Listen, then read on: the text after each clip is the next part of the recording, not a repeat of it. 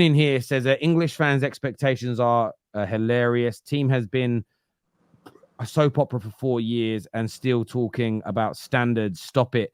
Keep improving, and time will come for standards. 3 points on the road versus Anthony Taylor. Well, I think I've done a very good job this season. Don't you agree in terms of being positive? I'm not a negative. I'm not the type of people that have agendas and want to be mad for the sake of being mad. Last season, I started doing this stuff from December onwards. My Christmas got ruined against Wolves, and I said, you know what, fuck this. Something needs to be said about this team. But generally, for winning games, for me as a Chelsea fan, my standard and expectation is challenging for the title at the very least. If we challenge, we're in the title race, Christmas, January, we fall off, end up third place, get some domestic trophies in between. I don't mind. It is what it is. But I'm not going to sit here and let my standards get lowered because we've been bad for 2 years. 3 years ago, we were champions of the world. A year before that, we were champions of Europe, Super Cup, and the Champions League. I'm not letting 2 years of mediocreness. Bear in mind, this is the same Chelsea team who finished 10th before and then won the league. We finished 6th and won the Champions League and FA Cup double. I can't let my standards drop. The moment we start accepting mediocreness and all of this type of stuff, this is when you end up being like Arsenal. Oh yeah, Arteta's project is going so well. We'll finally feel like we can compete, and they're in a longer trophy drought than us. I'm never gonna stand for that. Yeah, but you're putting unneeded pressure. So to be honest, it's called being realistic. You're putting unneeded pressure sometimes when you talk about a title and this and that. For example, I'm just going to give you a simple example. Do you believe Manchester United fans should demand a title win this season? Yes, that's their standard. That's what they've seen. They're the most. They've won the most Premier Leagues.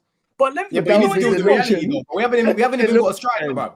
That's delusion, bro. That's delusion. CB, if we compete, that's delusion. CB, if we compete, bro, if Terry, hold on, if Terry sat on his channel, if Terry tomorrow sat on his channel and said, I demand Man United to win the title, bro, the title delusion is going to be all over the internet, bro. What are you talking about? No, but look, for the 13-14 season, Don, we didn't have a striker. We had a relatively young core coming in. We had the likes of Oscar, Hazard, who was very young. All of the young players that were getting brought in, it was the old spine that we had with the Czechs, Terry, Lampards, were getting phased out, and young players were coming in. We didn't have a striker who was playing Demba Ba. We were top of the table. We had Eto and Torres.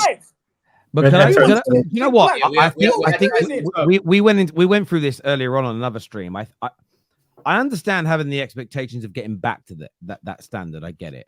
But you also have to throw context into expectations. So if you think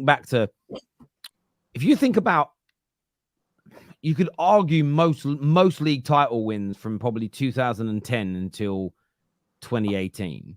If any of those teams had been up against a City team as good as this Pep side, would they have won the league? I think it's a fair challenge. First and foremost. And you also have to look at the reality of where you are. And I think there's a thing of wanting to compete for a league title and dreaming of it and hoping and truly believing that it's possible at this particular moment. And I think that you're right to have standards and you're right to demand that a team improves. But for a team that hasn't challenged for a league title in 7 years, yes, you won the European Cup. I think I get where you're coming from, but there's also I only think the difference between you and some other Chelsea fans is some want the same as you, but their expectations are based on the reality of where you are. Where your view is just very much, I'm demanding we win it. I don't care about the reality. But I think you have to. So I almost feel like you guys are not too far apart in the way in what you want. It's just, we agree with the end goal. We agree with yeah. It's just the end goal. I can't sit here, right? Obviously, I demanded my club sign a striker because even without Osimhen, there was other options. I would have gone for Tony. I would have gone for Duran. I was not happy that we didn't sign a striker, right? But now that we don't have one, Terry, I have to be realistic, bro. Like I said to you, I don't think we challenge without a striker. Because I'm looking at the likes of Haaland today. He changed that game for Man City. For us, we had to bring on Nkunku, who's injury prone. Yeah. And we even a striker. And I think if we went back to a period in the Premier League, Arsenal striker. You know, Arsenal haven't won the league, bro. No, and they've been playing together for longer. Guys, I think if we went back to a period of the Premier League from the summer of 2013 until the second season of Pep, So that's from like 2013 until 20, that 3 or 4, 5 year period then. Mm-hmm. In that period, say we went back and that was the level of the Premier League, I actually think then, knowing what we know now, it would be fair for all of us to demand our teams to win the league. Because I actually think in that period, if you take all the teams that are currently in the league and minus City and how good and dominant they are, there is a possibility anybody could win it because people were winning it, losing quite a lot of games, if that makes sense. They weren't being as consistent as they've become now. And that's why I think it's about the reality of the situation. There are people winning Olympic gold medals right now in swimming and in 100 meters. And there are people winning Champions Leagues. These teams or these athletes are not as good as people from 10 years ago. There are people winning 100 meters now that are getting times that wouldn't have got them in the top 5 during the Beijing Olympics, the London Olympics. Doesn't mean they're not champions. And I think that that's the one thing about expectations. And I do understand demanding your team gets better. I agree with that element. But you have to accept the reality of the situation that you could have been fast enough to have won Olympic gold for all the previous and all the Olympics after Usain Bolt. But you may have just been unfortunate enough to have been in his era and you ain't winning shit. And I think, and that doesn't mean you shouldn't demand the best. It doesn't mean that, and I'm not saying that means you should forgive your club for signing the wrong players or fucking up, or I don't forgive the Glazers just because City have been run well. But what I do look at is we've been running to the ground for 11 years. We're now trying to get back to the top. I just know it's going to take 2 or 3 years to get there. Why? Well, from when City got taken over, for them to get to the top, it still took them all those years. It took them 4 years. It took them 3 or 4 years to win the league. But to win back-to-back league titles, it was the best part of a decade. To win the Champions League, it was about 11 years.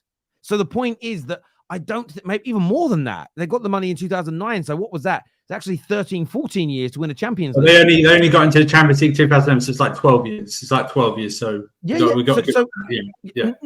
know what it is? I don't have it. I hear the realism stuff, but what irritates me is, okay, let's say for example now, every Chelsea fan's expectations is top 4. Now, we have never been a top 4 team. I feel like we've become Arsene Wenger's Arsenal in terms of top 4. But even then, we're not even being ruthless in terms of our squad building. If we had the mentality from our board, from our fan base, across all areas that we wanted to compete for the title, we get a striker, we get a starting goalkeeper, we get a top centre-back that can actually, do you know what I'm saying, get minutes. We get a Gallagher replacement. That element I agree with you on. That element I agree with you on. Like Man United had a good summer this year. If next summer we don't get a better ball playing midfielder, we don't look to improve the left back position, we don't like any other areas that we look at as really weak. Let's just say that like Rashford's goal today does nothing and he doesn't start scoring. Garnacho, who does have 4 GA in 5 games this year, but doesn't keep going up a level. If we don't address those things, I'll criticize it. But then if we don't address them, I can't then have the expectations on that team that I don't rate to win the league. And that's I think the disconnect with the conversation. When we're accepting top 4, we're doing the ownership a favor. The only people that benefit from top 4 is them. They get their money. You think we're gonna get better players? CB, but I think accepting it and understanding it are 2 different things. So I agree with you. If my board, if we improve, say Man United come 4th this year, win the FA Cup, do well in the Europa League, and we go, do you know what? If we had 5 or 6 quality players again next year, we can go up another level and we don't do it. I will slam my ownership. I will push them. I still haven't given any money back, even though the Glazers are not running the football element. I'll do what I can to like push the ownership to do the right thing. But say they don't listen to me and they don't fucking do anything. My expectations for that particular season are still going to be based on the reality of my squad, not based on what I want my board to do. I think those 2 things can be mutually exclusive of one another. And I've had this argument with a number of people I've done shows with. It's like, I agree with your standards. I just don't think they can be achieved with this squad, this team this year. CB knows what he's doing. All CB's doing, right? Because he doesn't rate a lot of people in this team, yeah? He'll expect a madness from these guys. So when they don't meet that expectation, which he knows is very unrealistic in itself, he can go crash it back on the owners. And it always goes back to the owners. We know what you're doing, CB. We know what you're doing. We want to be saying that we can compete for the league right now. Let me tell you why I'm asking for the title. Terry's right in what he's saying, bro. Thank you that you mentioned the owners. They told us we have a 4 transfer window plan, and we Yep. have a squad ready to compete for the title. That 4th window ended on the 1st of September this month. I agree. I expect the title unless my owners are deceiving us. And if we don't get the title, that means this project doesn't work. So- They didn't deceive you. This tells me that we can actually start changing, actually working on giving players high wages, the top players, the elite. So I want to know, have you looked at? But Have you looked at? hold on. They didn't deceive you because they actually spent the money needed to challenge for the title, but they spent it wrong. But they said You the team have will to be put ready that- to It's also- compete. And in fairness, You that's have the to- Glazers' biggest issue. We spent the money, but on the wrong people. Guys, I want to go. Sorry to cut in on the conversation. I want to do some of these super chats here. DR here says Tosin and Colwell has to be our centre back partnership going forward. Sancho is home. I'm gutted about that, but just weird. I feel so bittersweet about Sancho. I hated seeing him do it for another team, but I felt really happy for him tonight. And I know that would trigger a lot of Man United fans, but I just felt happy for him. Dazasi isn't a fullback. I thought we knew this by now. Modesca, get serious. Yeah, that was crazy. He looks, I say, Lenny from My Cement. You said Sancho was a bench player for us. No, listen, so hopefully someone on the panel remembers me saying I didn't say that. I said, barring Cole Palmer, I think he's your best attacker if you sign him. Still bench player for me? Oh, maybe he's talking to you. Maybe not talking to me. No, I said I think he's your second best attacker. He's our best option off the left. He's our best option. Yeah, because of 45. This is over the top now. No, it's not 45 minutes over the top now. Mo, stop this, man. I got eyes, Don. I got eyes, and I can see. I have 2 eyes, and I can see. Let me answer the question. God bless me with eyes. God bless me with eyes. He's the only, other than Mudryk, he's the only person that can play left wing. Neto's a right winger. Exactly. He's playing out of position. He's very one-dimensional on the left. It's kick and run and cross. That's the point I was going to make. In terms of Neto Sancho, on he's the left cutting for in. me. He can go down the byline. He can cut in.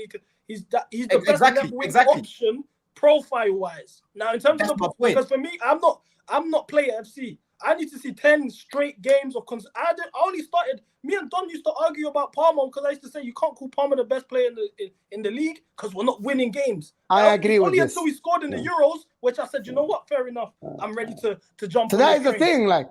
We have a sample size. We already have a sample size in the Man United. Hold on, Terry. Before you come in, Mo, go on, bro. Sancho, for me, I actually prefer Sancho on the right. I've seen Sancho put out some good performances on the right, but he's very good on the left because coming up in the academy, he played on the left. Yeah, and for Dortmund, he played enough games on the left as well, bro. Yeah, I'm not saying this because of 45 minutes. People need to stop doing this, bro. Yeah, with footballers that come to your club, some of us have watched them playing for other clubs, bro. And I've seen this guy cook on the left numerous times. You never had this energy for Kai Havertz when he joined Arsenal. He was a superstar at Leverkusen, and you called Arsenal that we hold on, bro. No, don't do that. Don't do that. You never had this energy for Kai Havertz. Never ever.